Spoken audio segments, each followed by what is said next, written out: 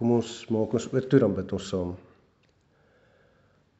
Ons almagtige God, Hemelse Vader, Here, ons dankie vir hierdie wonderlike oggend, vir hierdie geleentheid waar ons hier in U huis bymekaar kan kom. En Here, ons dankie dat ons ook weer hier kan kom stil raak voor U, U wat die groot en almagtige God is, die Alfa en die Omega, die begin en die einde, die eerste en die laaste, die een wat is en wat was en wat kom, die Almagtige. Here, ons dankie dat ons ook in hierdie woorde van Openbaring 1 vers 8 weer opnuut kan besef dat U is nie net die een wat daar was in die verlede, wat vir ons die geskiedenis beheer het en bestuur het nie. U is nie net ons hoop vir die toekoms nie, maar ook in hierdie tye is U die een wat is. U is die een wat altyd by ons is. U is ons goeie herder, wat ons nooit sal los nie, maar wat vir ons verlore skapies weer gaan opsoek, wat ons op die skouer stel, en wat ons weer terugdra na die trop toe. Here, dankie ook dat ons kan deel wees van U trop skape, dat ons U kan ken, dat U ons herder is, en dat ons ook U stem ken. En Here, vanmôre wil ons ook weer vra, lei ons met die Heilige Gees, werk in ons harte en in ons verstand, maak dit stil in ons harte en ons verstand, dat ons vergeet van die dinge daar buite, maar gee dat ons dan ook soos getroue en goeie skape van die goeie herder, dat ons ook na die stem sal luister en dat ons ook daarvolgens sal leef, sodat ons ook daardeur die lof en die eer en die heerlikheid wat U toekom, dan ook aan U sal bring. Daarom vra ons ook vanmôre, Here, spreek tot ons, want ons die kinders wil graag luister. En ons bid dit alles as dit U wil is, in U groot en heilige naam, in die naam van Jesus Christus. Amen. Goed, so ons is besig met hierdie reeks van ons, wat ons nou verlede Sondag begin het, oor die liefde van God, hier in die Kerstyd, wat vir ons deur die Bybel gewys word. Verlede Sondag het ons gefokus veral op die sondeval by Adam en Eva, maar ook op daardie moederbelofte wat vir ons daar gegee is, die eerste belofte dat, ja, alhoewel die slang jou in die hakskeen sal byt, sal jy nog steeds, die saad van die vrou, sal die kop vermorsel van die slang, of van die duiwel uiteindelik, dis waarop het neerkom. En ons het verlede Sondag vir mekaar gesê dat in die tye waarin ons leef, in die wêreld waarin ons leef, is alles nie altyd maklik nie. Die ekonomie druk ons, dis maar net die een ding. Ons sien elke dag siektes word meer en meer. Ons praat daaroor, dis asof kanker 'n kanker geword het, en dit is maar net een van die dinge. Daar's allerhande ander siektes en goeters, en mense gaan al hoe meer dood van allerhande siektes wat ons vroeër nie noodwendig van gehoor het nie. En dit gaan swaar met ons, en dit is nie altyd lekker omstandighede nie, daar's pyn en daar's hartseer en daar's verdriet en oorlog is aan die orde van die dag. En ook in hierdie Kerstyd, wanneer ons veronderstel is om as families en vriende ook by mekaar te wees en daar te wees vir mekaar, is dit vir baie mense die teenoorgestelde, juis omdat hulle deur moeilike tye gaan en juis omdat hulle dalk nie by families kan wees nie. Maar dit beteken nie dat ons nie die groter boodskap van Kersfees moet verloor nie. En in die Kerstyd kan ons nog steeds daai liefde van God en daai nabyheid van God uiteindelik beleef, en kan ons nog steeds onthou, Jesus is ons grootste geskenk, en dit is waaroor Kersfees gaan. Ons wat terugdink daaraan dat hy vir ons mens kom word, het gebore is as 'n babietjie in swak nietigheid soos 'n babietjie, en uiteindelik groot geword het en vir ons sondes aan die kruis gesterf het, en met sy bloed ons sondes skoon gewas het, en uiteindelik ook vir ons op die 3de dag uit die dood uit opgestaan het, om vir ons so die ewige lewe te gee. En dit is die hoop waarmee ons in hierdie lewe leef, maak nie saak wat die omstandighede is nie. Nou vanmôre wil ek vir ons 2 gedeeltes lees, so ons het gefokus op daardie eerste belofte, as 'n moment van God se liefde, en vanmôre wil ek in 'n sekere sin die res van die Ou Testament saamvat met 2 gedeeltes, en dit is eintlik maar wanneer ons oor die Ou Testament praat, dan praat ons eintlik oor die Ou Testament is in 3 gedeeltes opgedeel. Dit is die die wet, die geskrifte en die profete. Nou, die geskrifte is baie keer, ja, so 'n bietjie geskiedenisskrywing, maar dit gaan ook oor die psalms en die spreuke van Salomo en Prediker en so aan. Maar in 'n sekere sin is die wet en die profete die res van die Ou Testament. En ek wil vanmôre so 'n bietjie daarop fokus. Ja, ons sien ook God se liefde in die geskrifte. Ek wil nie daarby verbygaan nie. Ek dink die psalms is vol daarvan, God se liefde vir ons, maar dis nie die fokus vanmôre nie. Vanmôre wil ek in 'n sekere sin deur die Ou Testament gaan en op God se liefde wys in die wet en die profete. En ek wil vir ons 2 van die bekendste gedeeltes wanneer dit gaan oor die wet en die profete lees. Nou kom ons begin by die wet.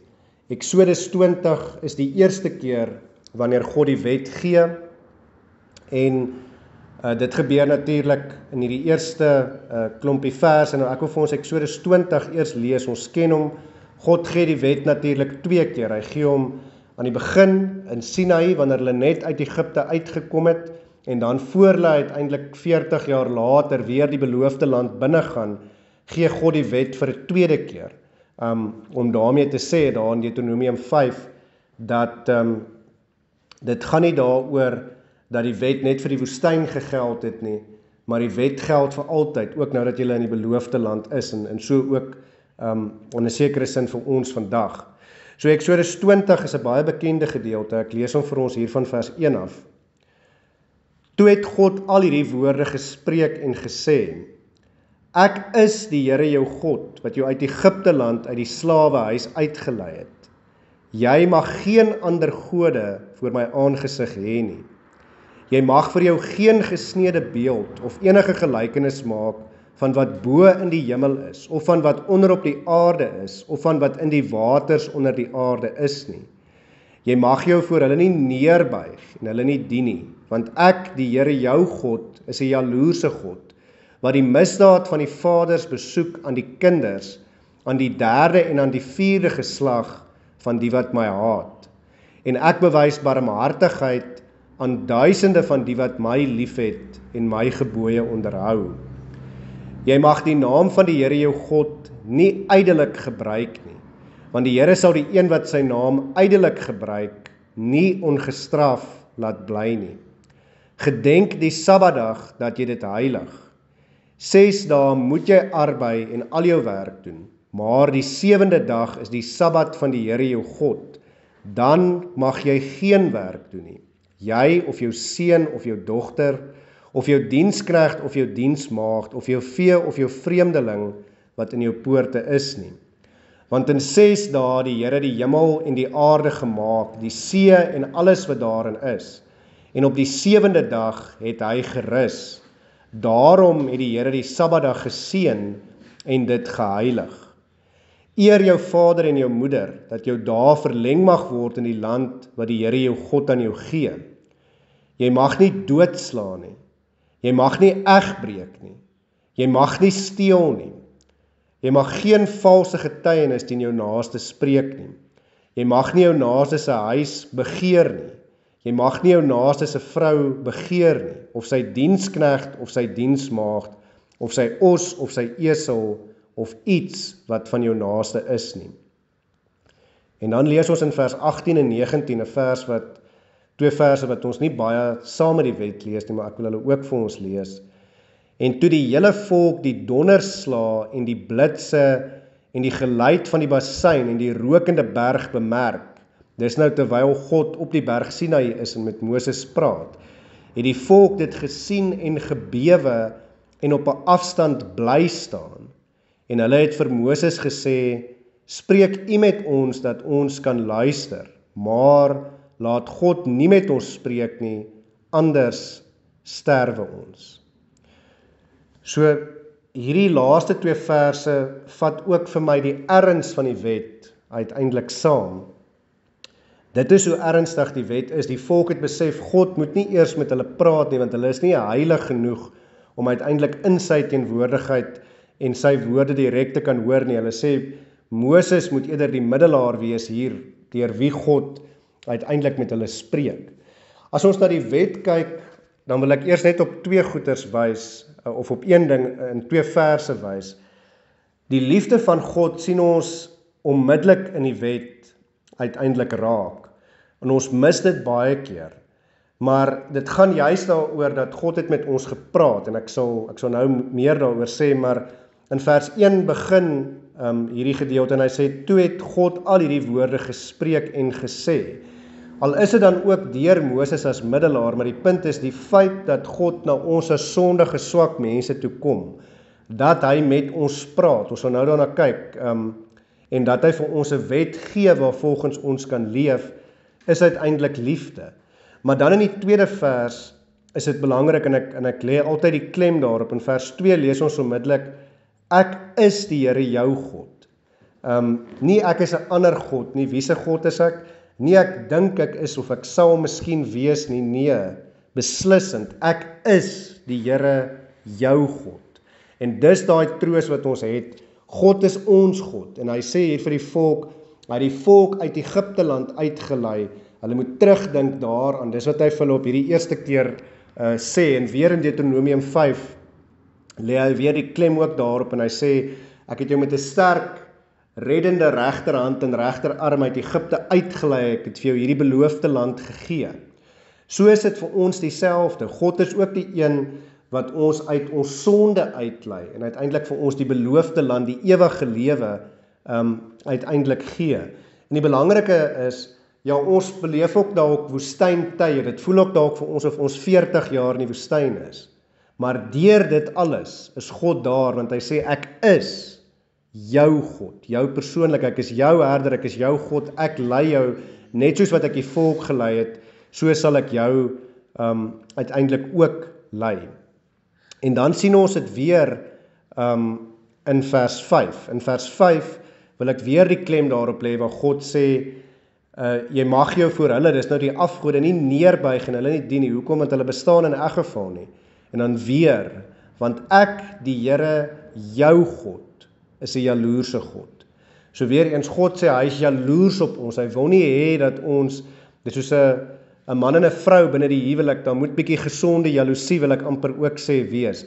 En God sê, ek is 'n jaloerse God, julle moet my alleen aanbid, ek wil nie hê, julle moet julle tyd mors op afgode wat nie werklik bestaan nie, maar weer eens, is die klem wat ek hier wil hê, ek is die Here jou God, ek is nie iemand anders se God nie, ek het jou uitverkies, Efesiërs 1 vers 4, as ons Nuwe Testament toe kan spring, reeds voor die grondlegging van die aarde. Ek het die Heilige Gees uitgestort om in jou hart te kom woon, om die geloof in jou hart te werk. Ek is jou God en ek het 'n plan en 'n doel met jou lewe. En dit is hoe ons God se liefde uiteindelik ook hier sien. Maar dan sien ons ook hoe God handel verder hier in vers 5 wat ek wil uitlig. So vers 5 is vir my die teksvers vir môre. Vers 5 sê dat, hy sê verder, ek is 'n jaloerse God aan die een kant wat die misdaad van die vaders besoek, nou besoek is 'n ander woord vir straf, aan die kinders, aan die derde en aan die vierde geslag van die wat my haat. Maar dan sê vers 5, so as jy sonde doen, dan sê God, ja, die derde en die vierde geslag sal dit ook voel. Hoekom? Want die sonde het altyd gevolge. En wanneer ons sonde doen, sien ons kinders dit en leer hulle by ons, en sal hulle ons slegte en sondige gewoontes aanleer, en dit is deel daarvan, dat aan die derde en die vierde geslag, sal die sonde nog steeds, die gevolge sal nog steeds daar wees, en God sal dit nog steeds straf. Maar hier is die wonderlike in vers 6, maar hy sê, en ek wil amper sê, maar, ek bewys barmhartigheid, nie net aan die derde en die vierde geslag nie, maar aan duisende, met ander woorde duisende geslagte, van die wat my liefhet, en my gebooie onderhou. En dit is die belangrike, as ons God se gebooie onderhou, ons sal nou kyk na die 3 funksies van die wet, dan is ons besig om ook ons liefde teenoor God uiteindelik weer terug te bewys. Nou, ek wil net kortliks ook sê, baie keer sê mense in die Ou Testament, is God hierdie wrede God met 'n klomp wette en 'n klomp reëls en regulasies wat die volk moet onderhou, en as hulle dit nie doen nie, dan del God hulle uit, en hy's 'n God van oorlog, en hy's nie 'n God van liefde nie, en ons kry 'n ander God natuurlik in die Nuwe Testament, en dit is nie die waarheid nie, dit gaan nog altyd oor die liefde. So in die Ou Testament kry ons dit al reeds, in Levitikus wat is dit, 18 vers 19 of 19 vers 18, ek raak altyd in mekaar, maar daar kry ons alreeds die eerste gedagte waar God sê, jy moet vir jou naaste lief wees soos vir jouself. So hier sien ons weer die liefde van God. God sê, jy moet ook vir jouself lief wees, maar jy moet vir jou naaste lief wees. Dit laat my dink aan die bergpredikasie ook, die Here Jesus wat hulle daar leer en vir hulle sê, moenie aan ander doen wat jy nie aan jouself gedoen wil hê nie, of doen aan ander soos wat jy aan jouself ook gedoen wil hê, daardie goue reël. Maar dan ook, wat die tweede gedeelte, die tweede tafel van die wet betref, kry ons dit in Deuteronomium 6 vers 5, daar waar God sê, jy moet vir die Here jou God lief wees met jou hele hart en met al jou krag en verstand en met jou hele siel. So die gedagte van liefde, dis nog altyd waaroor die wet gegaan het. Die wet word vir ons gegee uit liefde, sodat ons weer in liefde kan optree, wanneer ons die wet teenoor God en ons naaste natuurlik onderhou. So daar's daar die twee tafels. Die eerste 4 gebooie is die goddelike tafel van die wet, en dan gebooie 5 tot 10 is die menslike tafel. En dit gaan alles uiteindelik oor liefde. Maar wanneer ons dan oor God se liefde praat, dan wil ek vanmôre hê ons moet so kortlik stil staan ook by die funksies van die wet. Nou ons het dit al gehoor, maar ek wil weer God se liefde daarin vir ons beklemtoon. Nou ons weet natuurlik die wet het 3 funksies, en hulle is natuurlik, dis eerstens die kenbron van ons sonde, en dan is dit die tugmeester na Christus toe, en dan ook die reël van ons dankbaarheid. Nou kom ons kyk daarna, as ons eerstens sê, die wet is ons kenbron van sonde, dan sien ons ook God se liefde daarin raak, want God gee vir ons die wet, sodat ons kan weet wat reg en verkeerd is. Is dit nie liefde nie? God los ons nie aan onsself oor, sodat ons nie weet wat reg en verkeerd is nie, maar hy gee vir ons die wet, sodat ons kan weet wat reg en verkeerd is. En die 10 gebooie is dit 10 algemene reëls wat, soos ek altyd verduidelik, op die een of die ander manier op alles kan inspel in ons lewens. Die 10 gebooie kan na alles wat ons doen toe teruggetrek word, maar hy gaan ook in die res van die wetboeke in besonderhede in, en hy gee wette wat ons vandag ook nog kan toepas. En meeste wette wat ons vandag het, op die een of die ander manier, is nog alles geskoei op die 10 gebooie. Ek gebruik altyd die voorbeeld van stop by die stopstraat. Hoekom stop ons by die stopstraat? Want dit is die gehoorsaam, of dan is ons gehoorsaam aan die 6de gebod, want as jy by die stopstraat stop, dan stel jy nie jou eie en ander se lewens in gevaar nie, so moenie doodslaan nie, maar daar's ook iets van eer jou vader en jou moeder, want God het aan die regering die mag gegee om wette op te stel, en hulle sê ook, moenie stop nie, maar dit is tot ons voordeel, omdat God vir ons lief is. So hierin sien ons ook weer God se liefde. In Romeine 3 eerder vers 19 en 20 lees ons dan hierdie eerste punt wat sê dat die wet is die kenbron van ons sonde, maar ons lees daar, Paulus skryf, nou weet ons dat alles wat die wet sê, hy met ander woorde die wet dit sê vir die wat onder die wet is, sodat elke mond gestop en die hele wêreld voor God doenwaardig kan wees.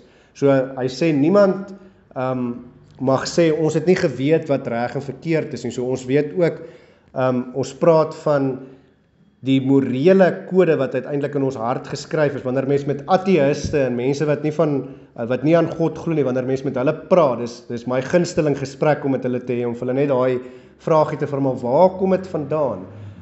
Mag jy mense doodmaak, as hulle vir jou sê, nee, dis verkeerd, dan sê ek maar, hoekom? Hoekom mag jy nie mense doodmaak nie? Wie het gesê, as hulle nee, maar dit voel net nie reg nie.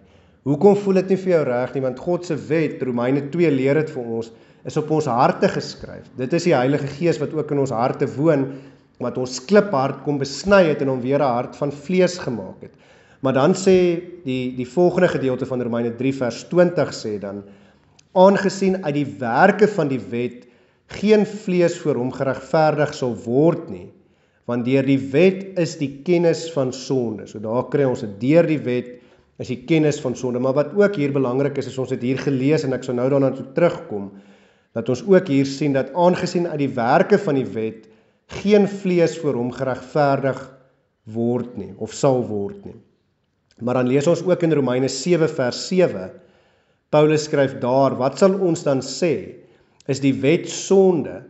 Nee, stellig nie, inteendeel, ek sou die sonde nie anders as deur die wet geken het nie, want ek sou ook die begeerlikheid nie geken het nie, as die wet nie gesê het, jy mag nie begeer nie. So daar sien ons dit weer, ons sou nie die sonde geken het anders as deur die wet nie. So dis 'n teken van God se liefde, dat hy vir ons sy wet gee. Maar nou het ons gelees hier in Romeine 3, dat die werke van die wet, met ander woorde om die wet te onderhou, dit kan ons nie red nie. En dit is uiteindelik die tweede stap van die wet, of die tweede funksie van die wet. Die wet is natuurlik ook ons stigmeester na Christus toe. So hier is 'n hele proses wat hier plaasvind, wanneer ons sê die wet is ons stigmeester na Christus. So eerstens stigtig die wet ons. Hoekom? Want ons hoor die wet, en ons besef, ons kan nie die wet onderhou nie, ons is sondig, ons verdien die hel, omdat ons nie die wet kan onderhou nie.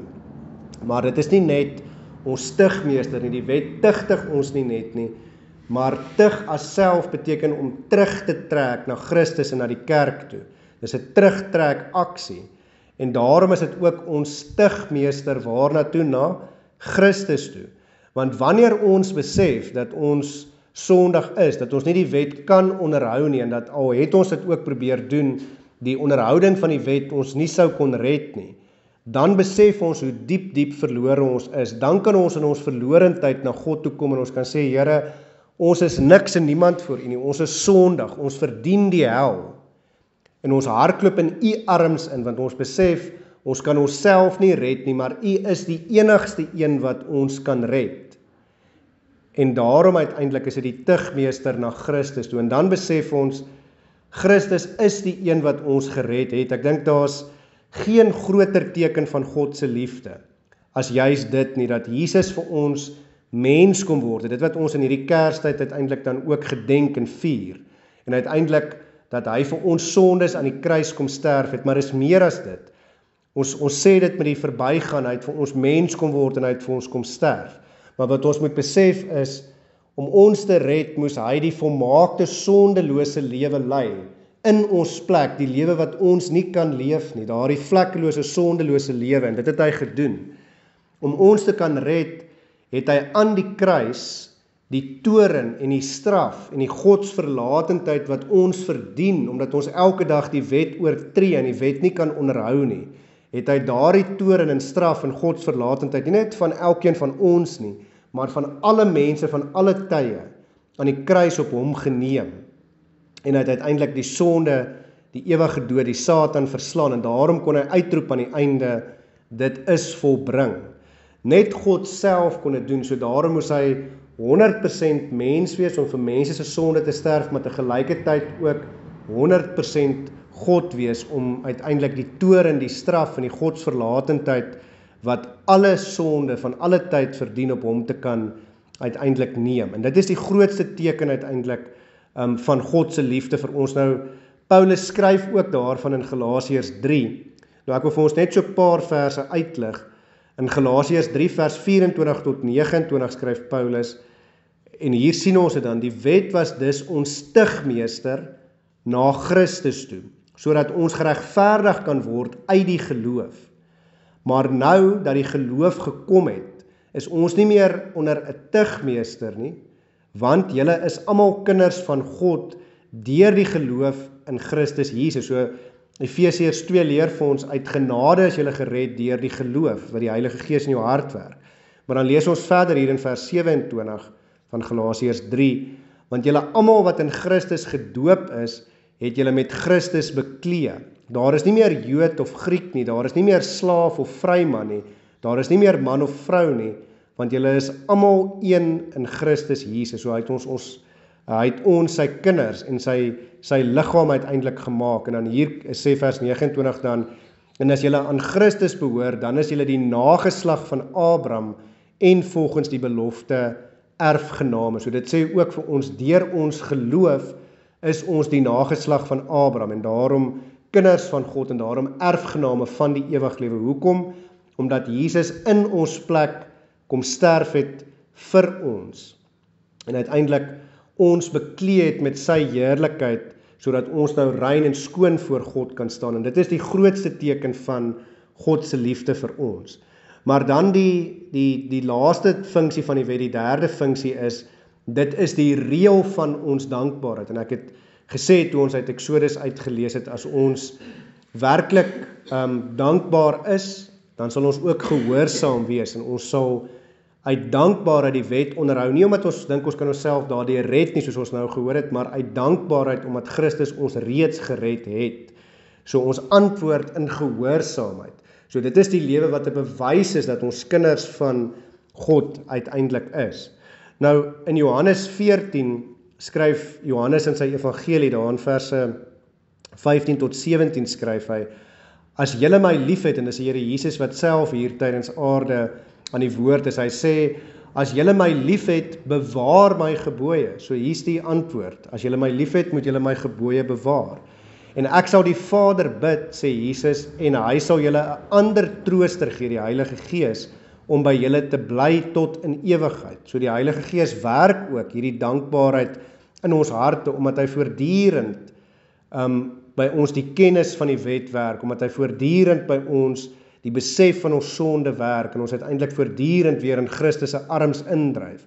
Daarom ook die dankbaarheid, omdat ons besef dat Christus ons gered het. En dan sê vers 17, die Gees van die waarheid, wat die wêreld nie kan ontvang nie, omdat dit hom nie sien en hom nie ken nie, maar julle ken hom, omdat hy by julle bly en in julle sal wees. En hoe wonderlik is dit nie om dit weer eens te besef nie, 'n teken van God se liefde.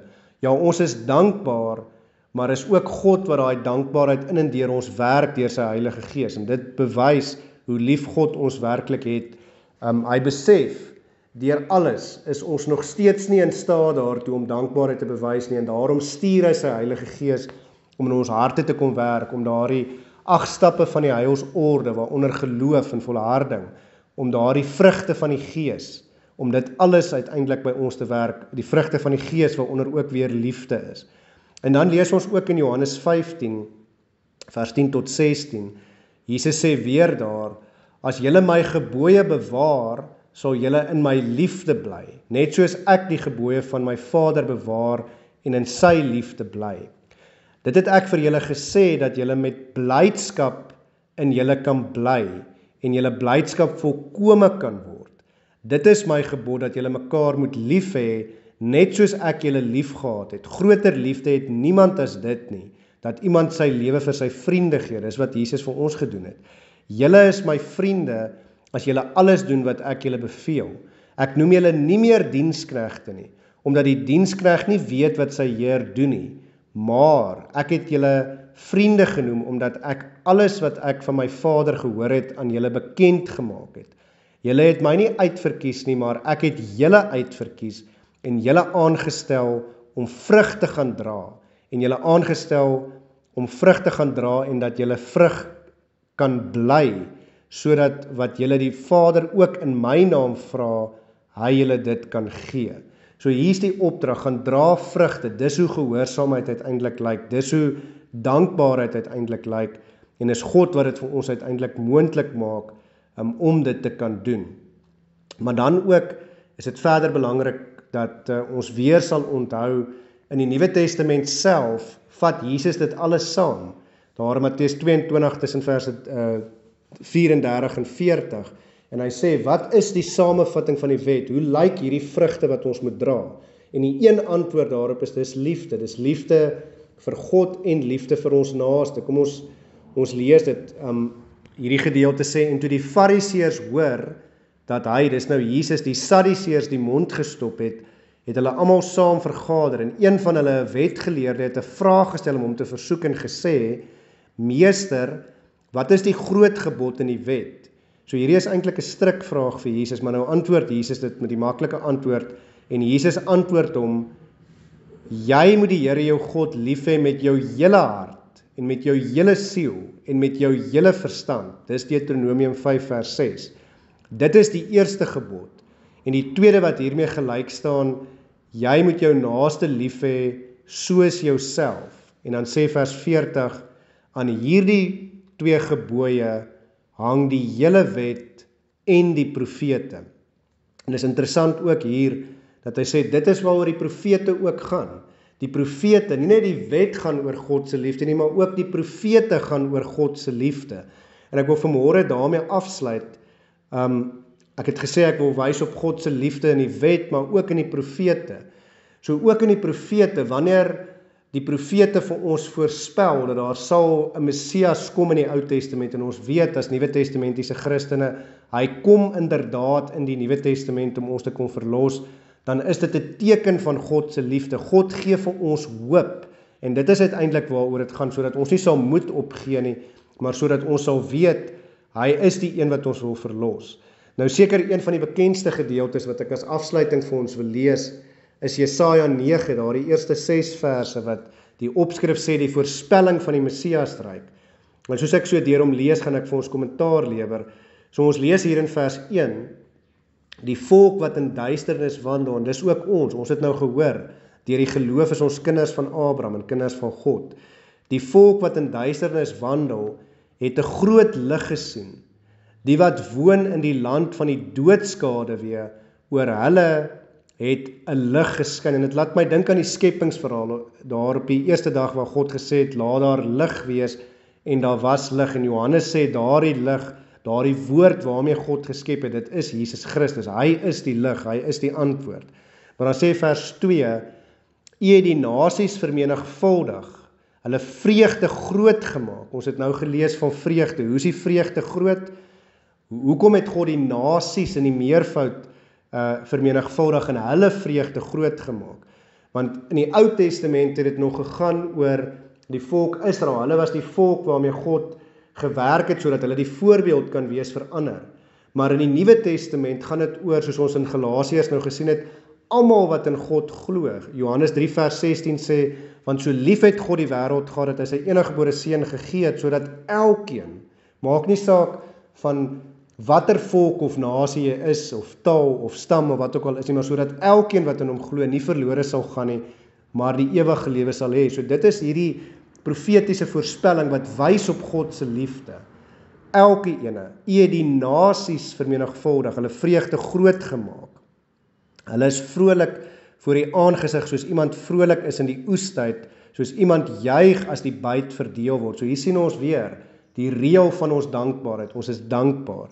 Maar dan sê vers 3, want die juk van die sonde, wat ek sê nou, hier staan nie sonde nie, maar die juk van die sonde wat op hulle gedruk het, en die stok wat hulle rug getref het. Julle was slawe in Egipte, julle is slawe van die sonde.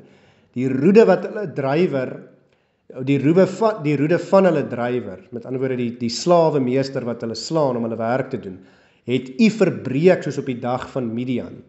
Want elke soldateskoen wat daar wegstap met gedreun, en die kleed wat in die bloed gerol is, dien tot verbranding, 'n prooi van die vuur. So onmiddellik hier gaan dit oor van 'n beeld waar daar slawe is wat deur 'n slawedrywer gedryf word, tot 'n beeld van oorwinning. Hier is soldate en soldateskoene wat marseer, en uiteindelik in die Ou Testament was daar die gebruik gewees dat wanneer hulle oorlog toe gegaan het en hulle kom terug, het hulle die fakkels van vuur gewoonlik in speserye gedruk. Dit was so speserye mengsel wat hom ook laat brand het, en dan soos die soldate huis toe geloop het hulle gewoonlik daardie fakkel aangesteek, en dan wil ek amper sê, al voor die mense, die soldate sien terugkeer het van die oorwinning van die oorlog af, het hulle dit geruik met hierdie wonderlike geur van hierdie speserye waarin hierdie fakkel gedruk is. Maar hier word dit gesê, en die kleed wat in bloed gerol is, dien tot verbranding, 'n prooi van die vuur. So hier wil ek amper sê, is die beeld wat vir ons hier geskep word, dit is met ander woorde hierdie profesie, die kleed word vir ons hier genoem, en dit laat ons dink aan die Here Jesus se kleed wat verdeel is tydens sy kruisiging, maar is ook in die bloed gerol, hy het vir ons met sy bloed betaal, en dis uiteindelik sy bloed ook, wanneer ons gaan lees daarin, in ek dink 2 Korintiërs, as ek nou reg is, dan word dit vir ons gesê, ons stink eintlik van wie ons sonde, as gevolg van ons sonde stink ons vir God, maar die oorwinning is vir hom 'n welriekende geur, en daarom moet ons ook 'n geur wees wat vir God lekker ruik, en dit vertel vir ons iets van hierdie oorwinning wat die Messias uiteindelik vir ons sal bring. En dan word daar vir ons vertel van hierdie Messias in vers 5 en verder. Dis die gedeeltes wat ons gewoonlik hier oor die Kerstyd lees, en dit sê dan vir ons, want 'n kind met 'n hoofletter, want 'n kind is vir ons gebore, 'n seun is aan ons gegee, en die heerskappy is op sy skouer, en hy word genoem wonderbaar, raadsman, sterke God, ewige Vader, vredevors, tot vermeerdering van die heerskappy en tot vrede sonder einde op die troon van Dawid en oor sy koninkryk, om dit te bevestig en dit te versterk deur reg en deur geregtigheid van nou af tot in ewigheid. Die ywer van die Here van die leerskare sal dit doen. So dis hierdie pragtige beeld. Jesus is die kindjie wat vir ons gebore word, die seun van God wat mens kom word. Hy is 'n wonderbare God, 'n raadsman, hy is God self in sy drie eenheid. Hy is die prins van vrede, die vredevors, en hy sal uiteindelik sy heerskappy net groter maak deur vir ons te kom sterf en op te staan uit die dood uit en dan op te vaar na die hemel toe. En dan uiteindelik sal hy vrede bring sonder einde en hy sal op die troon wees van Dawid. Dis die belofte wat God aan Dawid gemaak het. Op jou troon sal daar nooit iemand ontbreek nie. En ons weet dit gebeur natuurlik. En dan uiteindelik sien ons ook hier, hy kom om reg en geregtigheid uiteindelik te kom vestig tot in ewigheid. En dit is wat hy doen. Hy kom vestig geregtigheid, hy kom maak ons geregtig voor God wanneer hy vir ons kom sterf. En dan sien ons ook hier, die ywer van die Here van die leerskare sal dit doen, en die ywer van die Here van die leerskare doen dit inderdaad in die Nuwe Testament. Jesus kom en hy kom word mens, hy kom sterf vir ons sonde, hy kom oorwin vir ons die dood, hy vaar op na die hemel toe en sy Heilige Gees word uitgestort, om daardie geloof dat dit alles werklik gebeur het in ons harte te kom werk, maar ook, en ek wil daarmee afsluit, die verdere geloof, en dis ons hoop, dat uiteindelik net soos wat Jesus voorspel was deur die Ou Testament, net soos wat ons sy liefde kan raak sien, God se liefde deur die Ou Testament, net so ook weet ons, God is steeds vir ons lief, ons is steeds sy kinders, hy dra ons steeds deur alles, en soos wat hy gesê het, sal hy ook weer kom met die wolke, om ons te kom haal, en dis die hoop waar binne ons uiteindelik dan ook dankbare lewens leef, gehoorsame lewens leef, tot eer van God. Amen. Kom ons bid weer saam. Ons almagtige God, Hemelse Vader, Here, ons dankie dat U ons so lief het, dat U vir ons die wet en ook die profete gegee het. Here, dankie dat ons kan weet en kan besef dat oor en oor, weer en weer, besef ons net, die hele Bybel gaan oor U liefde vir ons. Die hele Bybel is as te ware 'n liefdesverhaal waarin U liefde tot ons dan ook bekendstel. En Here, ons dankie daarvoor. Dankie dat U ons so lief het, dat U ook vir ons U wet gegee het, sodat ons kan weet wat reg en verkeerd is, sodat ons uiteindelik al besef ons sondigheid. En dankie dat die Heilige Gees ook die sonde besef by ons werk, maar dat ons elke keer weer in U arms kan invlig, dat ons kan weet, U het ons gered en U het ons verlos. En Here, dankie dat daardie liefde ons ook dring, om ook weer vir U en ons naaste lief te wees, om lewens van dankbaarheid te leef tot eer van U naam. Here, dankie ook dat U liefde aan ons bewys, deur die hoop wat U ook vir ons gee, daardie hoop wat in die Ou Testament daar was, deur die voorspellings van die Messias, deur die profete, maar ook daardie hoop wat ons vandag het, omdat ons weet, U is getrou aan die woord, U praat altyd die waarheid. Jesus het gekom in die Nuwe Testament en hy sal ook weer kom om ons te kom haal. En Here, daarom vra ons in hierdie Kerstyd, gee dat ons opnuut weer U liefde en die nabyheid sal besef en dat ons ook daardeur uiteindelik ook lewens van liefde teenoor U en ons naaste sal leef, dat ons U liefde sal uitstraal aan die wêreld. Here, ons vra ook, wees saam met elkeen wat siek is, elkeen wat beserings het, elkeen wat swaar en moeilike tye deurgaan. Here, gee dat U liefde ook vir ons nuwe krag en moed en hoop sal gee in hierdie tyd waarin ons onsself bevind. Here, ons vra, lei ons dan ook deur hierdie dag en deur die res van hierdie week, dat ons werklik alles wat ons doen, sal doen tot eer en verheerliking van U groot en heilige naam, omdat aan U toekom al die lof en die eer en die heerlikheid tot in alle ewigheid. En ons bid dit alles as dit U wil is, in die naam van Jesus Christus. Amen.